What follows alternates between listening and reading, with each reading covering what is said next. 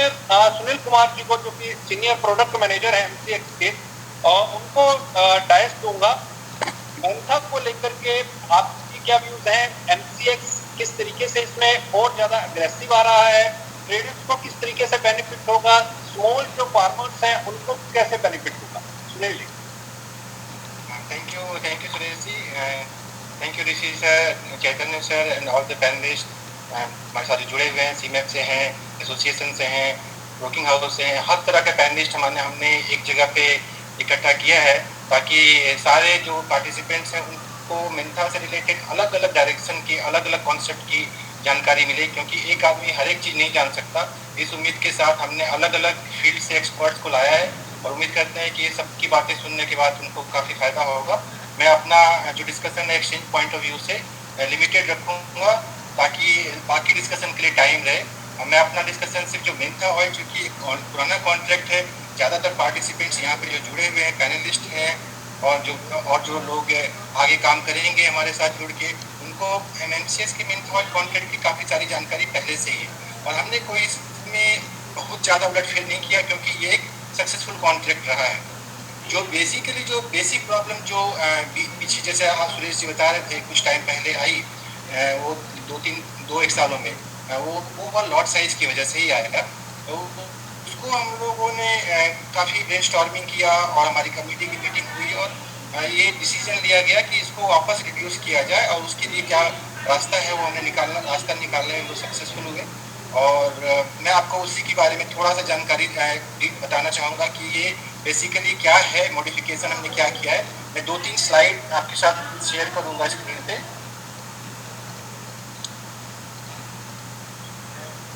तो sir contract Mentha oil के बारे में जो ये फर्स्ट स्लाइड है, ये तो इसके कमोडिटी के बारे में है। हमारे साथ ऑलरेडी इसके काफ़ी सारे एक्सपर्ट जुड़े हैं, वो मेरे से अच्छा बताएंगे। तो मैं अपना डिस्कशन कॉन्ट्रैक्ट जो एक्सचेंज का कॉन्ट्रैक्ट है वहाँ तक सीमित रखूँगा। कॉन्ट्रैक्ट सर पहले के जैसा ही है, चंदोसी सेंटर और बाराबंकी सेंटर का कॉन्ट्रैक्ट है ये। बाराबंकी हमारा एडिशनल डिलीवरी सेंटर है और जो 6 ड्रम का लॉट साइज हमने बीच में किया था, इसकी वजह से शायद कॉन्ट्रैक्ट में वॉल्यूम काफ़ी कम हुआ, उसको हमने वापस रिड्यूस करके 6 ड्रम से घटा के 2 ड्रम्स का किया है, जो कि जुलाई कॉन्ट्रैक्ट ऑनवर्ड अप्लीकेबल है। इसके अलावा कंपल्सरी डिलीवरी कॉन्ट्रैक्ट जैसा पहले था वही है। अब जो है अगर कोई किसी मेंथा ऑयल के ट्रेडर या पार्टिसिपेंट ने काफ़ी दिन से अगर ट्रेड नहीं किया तो उनको शायद जानकारी हो सकती ना हो कि अब जो है ज़्यादातर कंपल्सरी डिलीवरी कॉन्ट्रैक्ट में लास्ट 5 डेज में टेंडर पीरियड होता है कि बायर को सेलर डिलीवरी मार्क कर सकता है लास्ट 5 डेज में। तो अगर किसी बायर को डिलीवरी नहीं चाहिए तो वो लास्ट 5 डेज से स्टार्ट होने से पहले उसको रोल ओवर कर देना चाहिए, तो उसको डिलीवरी पीरियड मार्जिन भी उसको अप्लीकेबल उस केस में नहीं होगा। क्वालिटी की जहाँ तक बात है उसमें कोई मेजर चेंज नहीं है। जो इसका मेन क्वालिटी का जो मेन पैरामीटर है वो मेन होता है और मेंथॉल कंटेंट का वही पहले वाला पैरामीटर ही है। जीएलसी कैपिलरी कॉलम से हम लोग टेस्ट करते हैं और 73% बेसिस रखा है। इसके ऊपर को अगर जो क्वालिटी इससे सुपीरियर आती है उसको प्रीमियम देने का इसमें प्रोविज़न है 1:1, और अगर उससे एक इन्फीरियर क्वालिटी आती है तो अप टू 67% हम लोग 1:1 से डिस्काउंट में माल एक्सेप्ट करते हैं। 67% से नीचे हम लोग माल एक्सेप्ट नहीं करते। तो ये कॉन्ट्रैक्ट में कोई मेजर चेंज नहीं है। मेन जो चेंज है वो लॉट साइज में है। अब ये लॉट साइज चेंज करने की वजह से क्या क्या कहाँ जो इम्प्लीकेशन इसका क्या है कि जो क्लाइंट्स को, पार्टिसिपेंट्स को, मेंबर्स को, ब्रोकर्स को क्या उसके फ़ायदे हो सकते हैं। तो अगर आप देखेंगे तो जून कॉन्ट्रैक्ट तक जो अभी भी लिस्टेड है हमारे यहाँ पे और वो वैसा ही रहेगा। जून कॉन्ट्रैक्ट में हम सबको ध्यान देने की जरूरत है, कोई भी ये ना समझे कि जून कॉन्ट्रैक्ट जो एग्जिस्टिंग कॉन्ट्रैक्ट भी है उसमें कोई चेंज नहीं किया गया, वो ऐसे ही रहेगा, एक्सपायरी तक वैसे ही रहेगा। 6 ड्रम का कॉन्ट्रैक्ट है वो वैसे ही रहेगा। जुलाई ऑनवर्ड कॉन्ट्रैक्ट जो है जो लिस्टेड है ऑलरेडी, उसमें हमने मॉडिफिकेशन किया है 2 ड्रम्स। अब वो 6 ड्रम ना होके 2 ड्रम हो गया है। उसके आगे के सारे कॉन्ट्रैक्ट अब 2 ड्रम में ट्रेड हो रहे हैं। और जो कॉन्ट्रैक्ट वैल्यू है इससे क्या फर्क पड़ेगा कि जो कॉन्ट्रैक्ट वैल्यू है वो घट के जो 10.25 लाख 10.5 लाख के आसपास का हो रहा था वो घट के अब 3-3.25 लाख का हो जाएगा। तो इसके चलते जो छोटे स्मॉल और मीडियम पार्टिसिपेंट्स हैं, चाहे वो इवन की एफपीओज या फार्मर भी हो सकते हैं कई सारे, उनको अब ये ट्रेडिंग अब ये इनके लिए एक्सेसिबल हो गया। 6 ड्रम का कॉन्ट्रैक्ट जो हमें लग रहा था कि वो अब बहुत सारे लोगों के लिए आउट ऑफ रीच चला गया था, कॉन्ट्रैक्ट वैल्यू के चलते भी और इसमें जो कॉन्ट्रैक्ट वैल्यू बढ़ने के चलते एक कॉन्ट्रैक्ट का मार्जिन रिक्वायरमेंट भी उसी प्रोपोर्शन में बढ़ गया था। अभी एक कॉन्ट्रैक्ट अगर 6 ड्रम का अगर आप मार्जिन रिक्वायरमेंट देखेंगे तो 1.25 लाख से 1.5 लाख डिपेंडिंग अपॉन की प्राइस उस समय क्या रहता है, कॉन्ट्रैक्ट की वैल्यू क्या बनती है, उस हिसाब से 1.25 लाख से 1.5 लाख तक हो सकता है। अब जो है वो कॉन्ट्रैक्ट की अब मार्जिन का वैल्यू घट के अब 40-45 हज़ार तक रह गया है।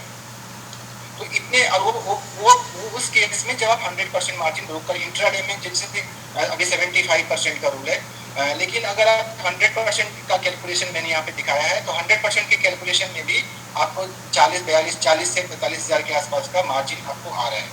प्रॉफिट लॉस अभी क्या हो रहा था कि किसी ने एक लॉट भी कर लिया तो ₹1 के मूवमेंट में उसको ₹1080 का प्रॉफिट या लॉस हो सकता था। अब मेंथा ऑयल में 1% या 1.5% की मूवमेंट सिंगल डे में बहुत आम बात है। तो 15 अगर ₹10 ₹12 ₹15 का मूवमेंट आ गया तो कई सारे जो स्मॉल ट्रेडर्स थे वो उतना रिस्क नहीं लेना चाहते। अब वो 1/3 कॉन्ट्रैक्ट साइज में काम कर सकते हैं और कई सारे पार्टिसिपेंट जो दिन भर में कई बार 10 बार ट्रेड करना चाहते हैं बट छोटे क्वांटिटी में करना चाहते हैं। ये अब पॉसिबल है। पहले फ्लेक्सिबिलिटी भी थोड़ी कम थी। अब क्या पहले क्या था, या तो आप 6 ड्रम में ट्रेड करेंगे, नहीं तो फिर 12 में करेंगे या फिर 18 में करेंगे। अब फ्लेक्सिबिलिटी बढ़ गई, आप 2 में कर सकते हैं, 4 में कर सकते हैं, 6, 8, 10, 12 हर तरह के कॉम्बिनेशन में। सिर्फ अभी ये एक ही कंडीशन रह गया कि इवन नंबर ऑफ ड्रम्स है, ऑड नंबर नहीं होगा, 2 होगा या 4 होगा या 6 होगा, 8 होगा, इस तरह से। तो फ्लेक्सिबिलिटी बढ़ी, मार्जिन रिक्वायरमेंट घट गया और आपका एक्सपोजर जो है वन टाइम एक्सपोजर घट जाने के चलते आपका अगर किसी को रिस्क टेकिंग एबिलिटी कम है या कम रखना चाहता है तो वो भी निश्चिंत होकर काम कर सकते हैं। तो ये है मेजर इसके जो बेनिफिट्स हैं और जो हमने एक ही चेन से ये सारे बेनिफिट्स होने की संभावना में है। और हमने इस बात का ध्यान रखा है कि ये सारी चीज करने के दरमियान हमने कॉस्ट जो है वो बढ़ने नहीं दिया। हम लोग इस कोशिश में लगे रहे कि हमारे पास चैलेंज क्या था कि जनरली कभी आप होलसेल और रिटेल को कंपेयर करते हैं तो होलसेल में कोई चीज़ अगर ₹10 की मिल रही है तो रिटेल में जनरली ₹12 की 15 की मिलती है। मतलब पॉइंट क्या है, मेरा पॉइंट ये है कि आप जब ट्रेडिंग लॉट छोटी कर रहे हैं तो there was always a risk कि आपका कॉस्ट जो है वो डिपॉजिट का, डिलीवरी का, ट्रांजेक्शन का वो बढ़ सकता था। हमने ये कोशिश की है कि वो ना बढ़े और उसके लिए हमने सैम्पलिंग साइज जो 6 ड्रम की थी वो अपनी बढ़ा के 12 ड्रम पे, अब वो 12 ड्रम में सैम्पलिंग होगी और बाकी जो एडिशनल लॉजिस्टिक्स खर्चे हमारे पास आएंगे वो हम लोग कोशिश कर रहे हैं कि वो उसी में कवर हो जाए।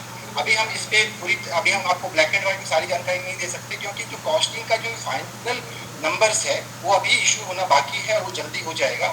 लेकिन हम लोगों ने पूरी कोशिश की है ये कि ये उसके पहले के कॉस्टिंग से ये ओवर रीच ना हो।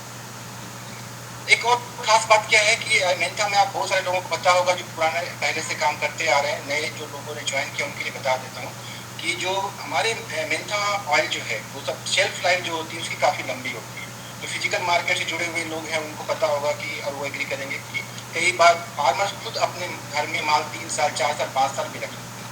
हमने उसी के हिसाब से स्टॉक वैलिडिटी भी ज़्यादा दी है, 12 महीना पहले और रिवैलिडेशन के बाद 6 महीना एडिशनल। तो टोटल 18 मंथ्स की वैलिडिटी पहले भी मिलती थी, ये पहली बार नहीं हो रहा है। तो मतलब पॉइंट ये है कि इसमें आप लंबे वैलिडिटी में काम कर सकते हैं और पहले के कॉस्ट में काम कर सकते हैं और छोटे लॉट में काम कर सकते हैं। और मैं अब आपका ज़्यादा समय नहीं लूँगा, जस्ट एक और स्लाइड में दिखाना चाहता हूँ कि ये जो हमने मॉडिफिकेशन किया उसका असर अभी हमें ऑलरेडी देखने को मिलने लगा है। आज जो मैं 4:30 बजे के आसपास देख रहा था, जो ट्रेडिंग जो जनरली दिन भर में 4-5 लॉट की तक आ गई थी घट के, वो अभी आज के दिन में 5 करोड़ के आसपास का ट्रेड हो रहा था जो मैंने देखा था। और ये जो ट्रेड है 5 करोड़ अभी भले आपको लग रहा होगा शायद कि बहुत ज़्यादा नहीं है पुराने समय के हिसाब से, बट आपको अगर मैं बताऊं कि ये ट्रेड घट के 50 लाख हो चुका था तो आप देखेंगे 10 टाइम्स बढ़ चुका है विदिन 4-5 डेज। और बिड आस्क जो मैं यहाँ पे दिखा रहा हूँ, अगर आप देखेंगे कि ₹1 से कम का बेस्ट बायर और बेस्ट सेलर के बीच का जो कोट है, हमेशा ऐसा नहीं होता, लेकिन एवरेज ₹2 के आसपास का बिड आस्क आ चुका है। कई बार ₹1 से कम पे भी बिड आस्क आ जाता है। तो लिक्विडिटी बढ़ी है और मुझे उम्मीद है कि इसका सभी लोग फायदा उठाएंगे।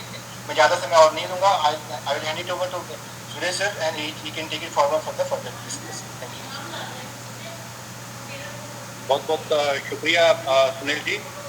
निश्चित तौर के ऊपर जिस तरीके से आपने इसको समझाया कि पहले जो लोट का जो साइज था वो 6 ड्रम का साइज था, अब उसको रिड्यूस करके 2 ड्रम कर दिया, तो उसका जो रिफ्लेक्शन है वो स्क्रीन के ऊपर भी दिखाई देने लगा है और स्क्रीन अब बताने लगी है कि लोगों ने इसको किस अंदाज के अंदर लेना शुरू किया है।